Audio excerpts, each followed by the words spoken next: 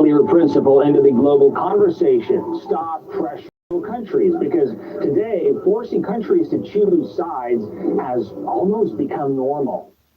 It is unacceptable to force sovereign states to renounce neutrality. All states and their associations are free to choose foreign partners and models of international cooperation. Hegemony in the world is acceptable and must be limited. Moscow and Beijing are saying the world should not be divided as inferior nations, civilized rule makers, and everyone else expected to follow instructions.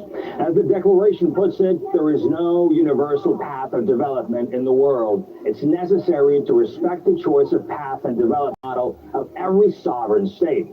And this part reads like a not-so-veiled swipe at the West, given its long track record of trying to export its values through pressure, sanctions, and sometimes force. No spiritual and moral system of any civilization can be regarded as exceptional or superior to others. It is necessary to firmly oppose the use of human rights as a pretext for interfering in the internal affairs of other states. And then the declaration moves on to security. The document says the world must pay proper attention to the rational security concerns of all countries. So when Moscow and Beijing say security concerns must be respected, they're saying security cannot be built for one side while making another side feel surrounded.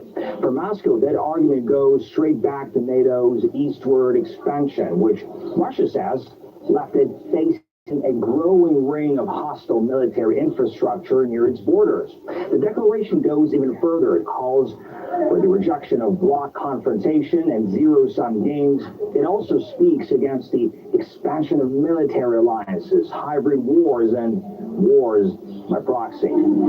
So the message from Putin and Xi is clear. They believe the current security system is not preventing conflicts, but producing them. And their answer is new architecture. The declaration calls for the creation of an updated, balanced, effective, and sustainable architecture of global and regional security. But in plain English, it means this. Russia and China want a world where security is not organized around the United States and its alliances. And then comes perhaps the most direct challenge to global hegemony. All states and their associations are free to choose foreign partners and models of international interaction. Hegemony is unacceptable and must be prohibited. No state or group of states should control international affairs, decide the fate of other countries, or monopolize opportunities for development. It's not only about Russia and China. It's aimed at the wider global south, at countries in Asia, Africa, Latin America, and the Middle East that have often complained about double standards, sanctions, pressure, and being told which side of history they must stand on. The message is simple. The world should not be run from one capital by one bloc, according to one political model. Putin and Xi are saying the world has changed, and now they want the rules to change with it. I'm Constantine.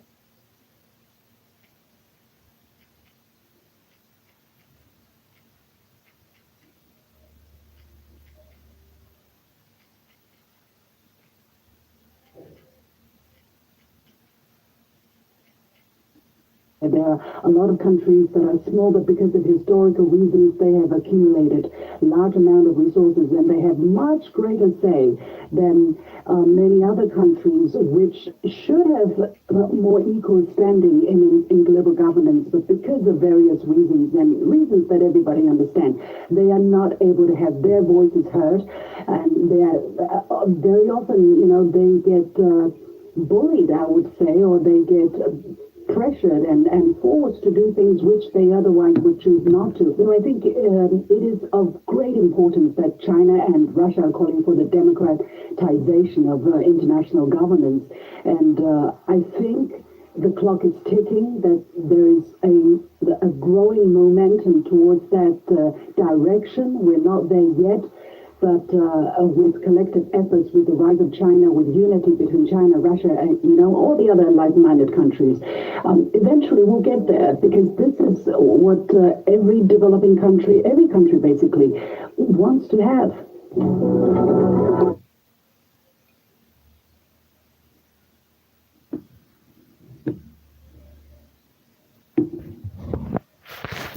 News update and headline: Cuban Prime Minister build case to justify aggression in Cuba.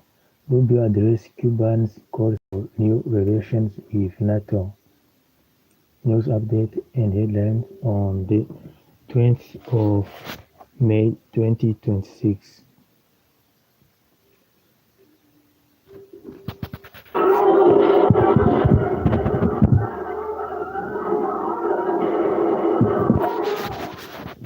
Money Spain top court rejects request to block arrest of senator wanted by ICC.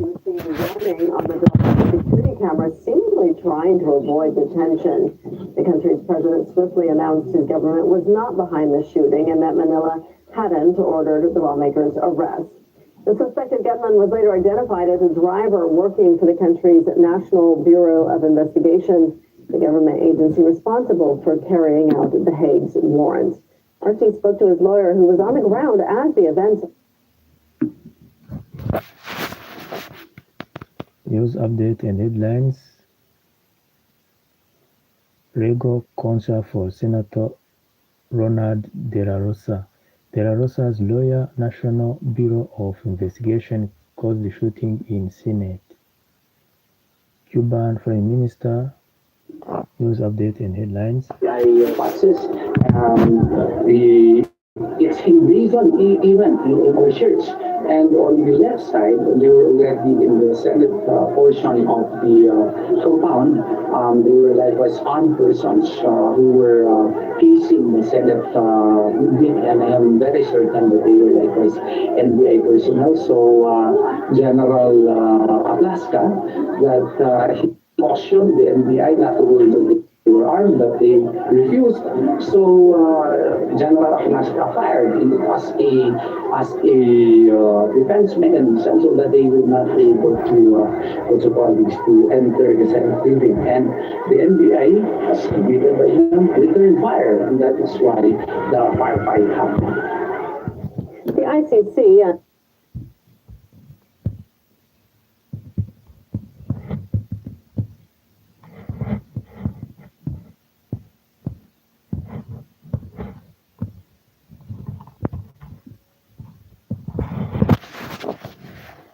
ICC tried to arrest De La Rosa the day he was supposed to block VP's impeachment. US charges former Cuba leader Raul Castro with murder. Israeli Topi Terrora, De La Rosa's lawyer. To Hague, even without following our constitutional law, our 1987 constitution and our pertinent laws, because this is related to my own humble mind, to the impeachment of VP Sara Duterte. To our mind, if they can arrest him and then thereafter Senator Hongo, then the 16 votes required to achieve the 2/3 requirement under the 1987 Constitution will be achievable already. And this is also another scheme so that the issue on flood control, massive corruption, would be diverted, would no longer be talked about by the Filipino citizen. So they are providing us, to my humble mind, my own opinion, a circus so that the attention of the people would be focused on the political circus that they are creating.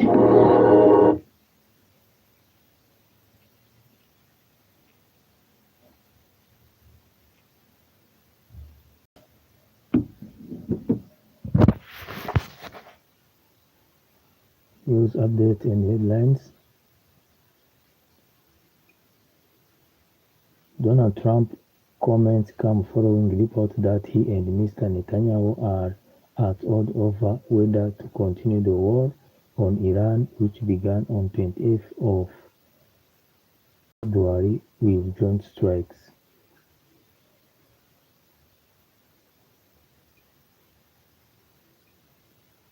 News updates.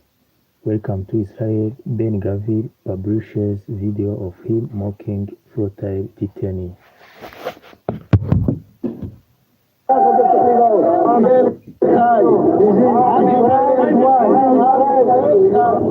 The Israeli Navy detained the activists in international waters before they could reach Gaza, which has been blockaded by the IDF for 19 years.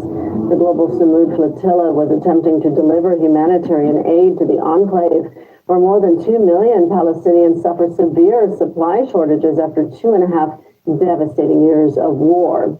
Security Minister Ben-Gvir has faced condemnation within his own country, with both the foreign minister and Benjamin Netanyahu himself saying this video doesn't represent Israeli values. Harmed our state in this disgraceful display, and not for the first time. No, you are not the face of Israel. Israel has every right to prevent provocative flotillas of Hamas terrorist supporters from entering our territorial waters and reaching Gaza. However, the way that Minister Ben-Gvir dealt with the flotilla activists is not in line with Israel's values and norms.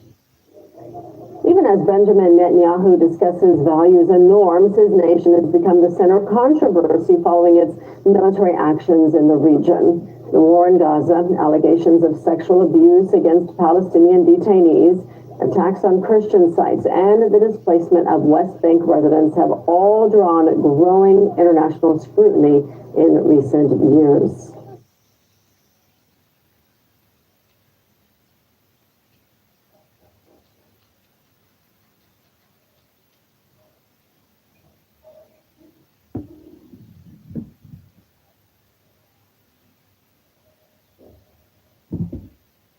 Sensible ally for Netanyahu.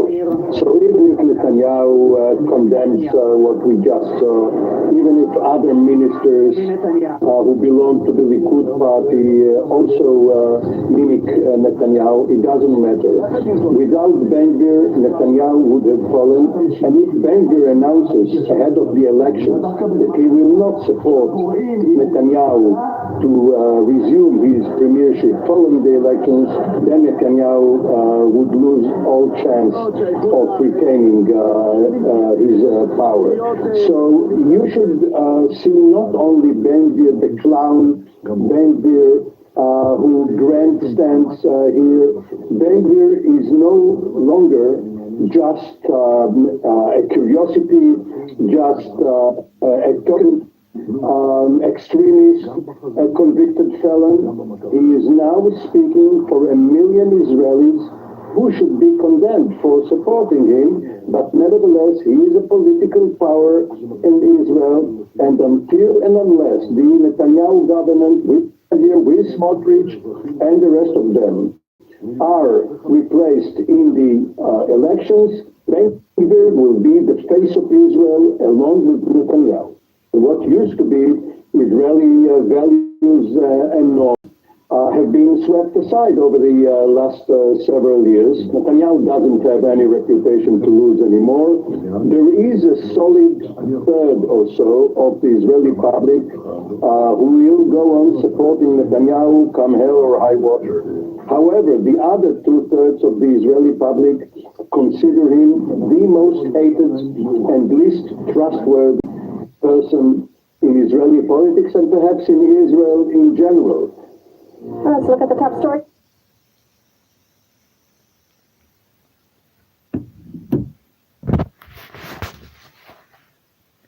UK Comets news update and headlines.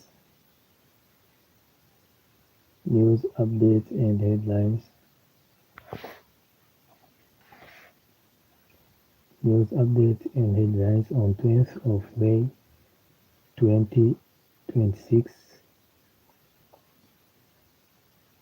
News updates and headlines on 20th of May 2026.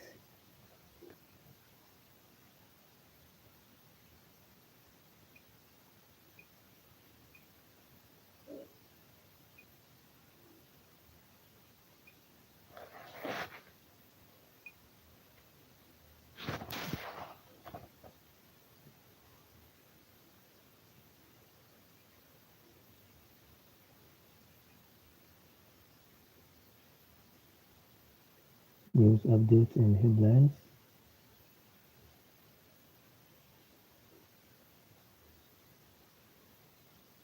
US weighs arms sale amid Trump's Taiwan remark. Trump runs score with Taiwan reader line. Philippines say ICC warrant is enforced. Charge filed 3 decades after civilian plane shot down. US charge Raul Castro with murder. Aston Villa wins Europa League with 3-0. Historic Istanbul triumph and 30 years trophy race. News updates and headlines. Australian court uphold fines against Elon Musk's ex. Aston Villa ends 30-year trophy race with 3 wins over Freiburg in Europa League final. Severed formal ties with Taiwan to recognize the Beijing government. In response, Taiwan's president saying he would be happy to talk with Trump. Any conversation, though, would inevitably roil Washington's relations. Count of the community in which I'm raised. And this video was posted on the YouTube page of the school where I studied. And of course, to Taiwanese President Lai, and we know from the Taiwanese side that they've said they're also willing to speak to Trump if the phone call does go ahead. Not only that, we have some indication about what the Taiwanese president would say. He said that he would want to emphasize to the US that it is China who is undermining peace in the region, saying that his government is supporting peaceful maintenance of the status quo.